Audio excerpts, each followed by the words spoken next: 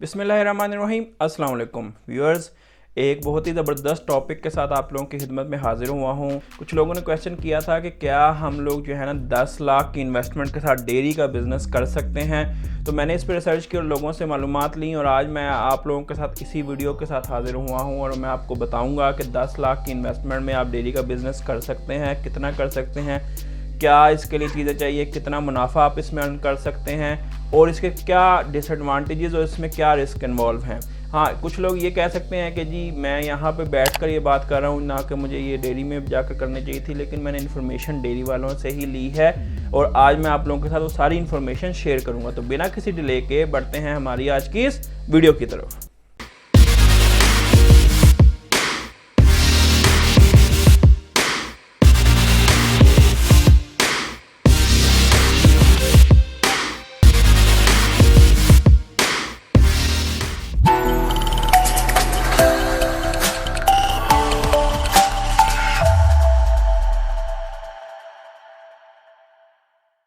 Viewers, सबसे पहले शुरू करते हैं कि 10 लाख की इन्वेस्टमेंट के साथ आप क्या कर सकते हैं और माहाना आपको इस 10 लाख की इन्वेस्टमेंट में क्या जो है ना रिटर्न ऑन इन्वेस्टमेंट जो है ना वो हासिल होगा। देखें, आजकल जो भैंस, एक अच्छी नस्ल की भैंस जो है ना वो जा रही है, वो तकरीबन 2,30,000 से लेकर 2.5 लाख की है।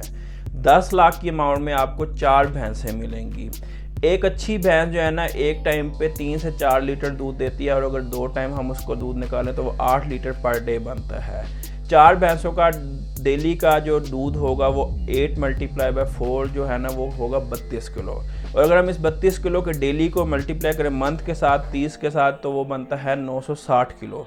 अभी जो एवरेजली जो दूध का रेट चल रहा है, जो गवाले इन डेयरी फार्म से वो रेट उठा रहे हैं वो 100 से 110 रुपये है, लेकिन मैं राउंड फिगर लूँगा और मैं इसको 100 रुपये लेकर चलूँगा कि 100 रुपये किलो जो है ना वो भैंस का दूध जो है वो चल रहा है। अब अगर हम इसको मल्टीप्लाई करें अपने मंथली दूध से जो कि भैंसों से मिल रहा है वो तकरीबन 960 किलो था, तो उसको 100 से मल्टीप्लाई करें तो ये 96,000 रुपये महाना आपके रुपए जो है वो बन रहे हैं। अब ये तो वो हो गया कि 10 लाख की इन्वेस्टमेंट में कितनी भैंसें खरीदी, कितना उन्होंने डेली का दूध दिया और मंथली उससे आपको क्या पैसे मिलेंगे।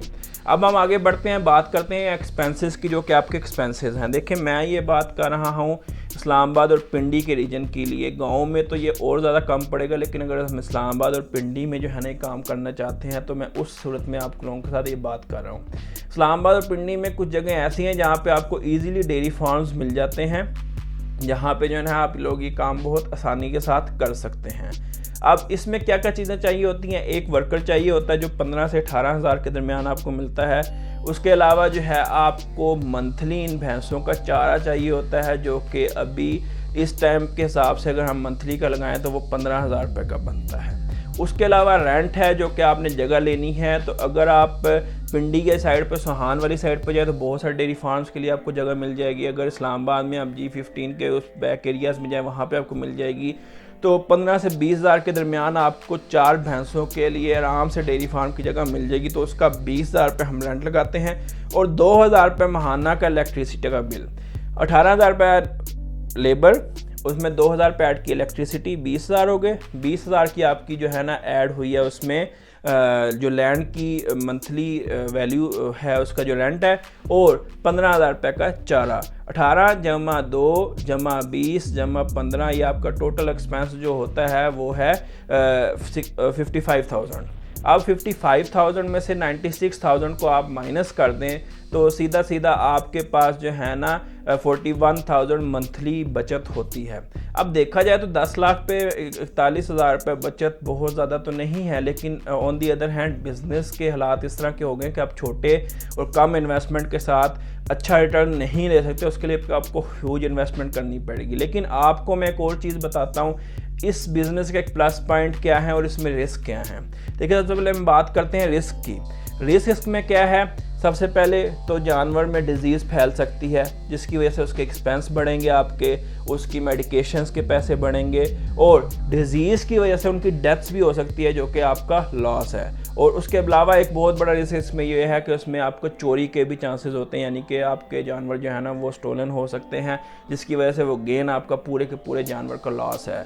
कुछ बीमारियां ऐसी होती हैं जो कि बहुत देर पर होती हैं, जिसकी वजह से भैंसें जो है ना दूध देना छोड़ देती हैं, जिसकी वजह से आपको काफ़ी लॉस हो सकता है। अदरवाइज़ इन 3 मेन रिस्क फैक्टर्स के अलावा कोई भी रिस्क फैक्टर ऐसा नहीं है जो कि इसमें बहुत ज़्यादा इन्वॉल्व हो। छोटे मोटे रिस्क होते हैं, लेकिन ये एक 3 रिस्क ऐसे मेजर रिस्क हैं जिसको आप डिनाई नहीं कर सकते, ये इस बिज़नेस में लाजमी आते ही आते हैं। इसमें बहुत बड़ा पॉजिटिव पॉइंट ये है कि जब भी आपकी भैंस बच्चा देगी तो जाहिर सी बात है कि वो आपकी बिलफर्ज आपने 4 भैंसें ली थी, उसमें से एक भैंस ने दूध देना छोड़ दिया, ठीक है, 9 से 10 महीने के लिए वो दूध नहीं दे रही है। 3 भैंसों से आप दूध का डेली का सिस्टम चला रहे हैं, लेकिन जब वो 9-10 माह के बाद वो बच्चा देगी तो ओबियसली आपकी भैंसें 3 से बढ़ के 4 से बढ़ के 5 हो जाएंगी या 6 हो जाएंगी। आल्दो उसको बच्चे को बढ़ने में थोड़ा टाइम लगेगा, लेकिन अगर आप चाहें तो उसको बच्चे को छोटी उम्र में भी सेल कर सकते हैं, और अगर आप चाहें तो उसको 1-1.5 साल उसको पाल पोस के इस काबिल बना सकते हैं कि वो भी आपको दूध देना शुरू करे और आपकी जो है ना इन्वेस्टमेंट में वैल्यू ऐड हो। देखें, ये सारी चीज़ें मैंने आप लोगों के साथ डिस्कस की। रिस्क फैक्टर्स में 3 थे कि एक तो आपकी डिजीज़ हो सकती है जिसकी वजह से एक्सपेंस क्रिएट हो सकता है, मज़ीद डेथ्स हो सकती हैं और स्टोलन हो सकती है। और ये एक चीज़ एक और इसमें रिस्क में ऐड कर लें कि शायद आप अगर बिलफर्ज आपकी भैंस जो है ना प्रेग्नेंट है तो वो 9 से 10 महीने के लिए दूध नहीं देगी। एक एवरेज भैंस जो है ना वो तकरीबन 2 से 3 साल तक दूध देती है, उसके बाद उसका दूध देना कम हो जाता है, जिसके बाद लोग क्या करते हैं कि उस भैंसों को कसाइयों को बेच देते हैं और कम दामों पे, लेकिन उसके बावजूद वो जो उनकी रिटर्न ऑन इन्वेस्टमेंट है वो बहुत अच्छी बन जाती है।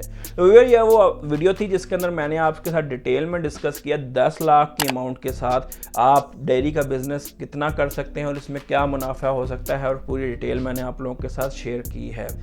बजट कम था, इस वजह से इसका रिटर्न ऑन इन्वेस्टमेंट या प्रॉफिट जो है ना वो भी कम होगा। ऑब्वियसली अगर आप बजट बढ़ाते जाएंगे तो वो भी आपका बढ़ता रहेगा, और आप इसमें जब 3-4 साल के बाद आपको जो है ना अच्छा प्रॉफिट इसी इन्वेस्टमेंट के साथ देगा, क्योंकि जब आपकी भैंस बच्चे देगी तो उसके बाद जो है ना वो मल्टीप्लाई हो जाएंगे 4 से 6, 6 से 8, इस तरह से आपकी भैंसें बढ़ती जाएंगी और आपको बिजनेस में मुनाफा होता जाएगा। तो अगर हम इस पूरी डिस्कशन का एब्स्ट्रैक्ट निकालें कि क्या डेयरी का बिजनेस अच्छा है या नहीं है, तो बिल्कुल अच्छा है। इसके लिए आपको थोड़ा सा पेशेंस चाहिए। 10 लाख की अमाउंट भी काफ़ी है जिसके साथ आप कर सकते हैं, सिर्फ थोड़ा सा सब्र चाहिए। 2 साल, 4 साल, 5 साल के बाद यही बिज़नेस आपका डबल हो जाएगा इसी इन्वेस्टमेंट के साथ। और एक चीज़ लास्ट में ज़रूर ये है कि अगर आप खुद भी ये काम कर सकते हैं तो इस काम में इन्वॉल्व हों। मैंने जब ये रिसर्च की थी तो मुझे सबसे बड़ी मुश्किल यही आई थी कि अगर आप खुद जानवरों के साथ जानवर बन सकते हैं तो ये काम करें, क्योंकि अगर आप एक वर्कर रखेंगे और वर्कर वो किसी भी दिन छुट्टी कर जाता है तो ओबियसली आपका काम तो रुक नहीं सकता, उस वर्कर की जगह आपको काम करना पड़ेगा।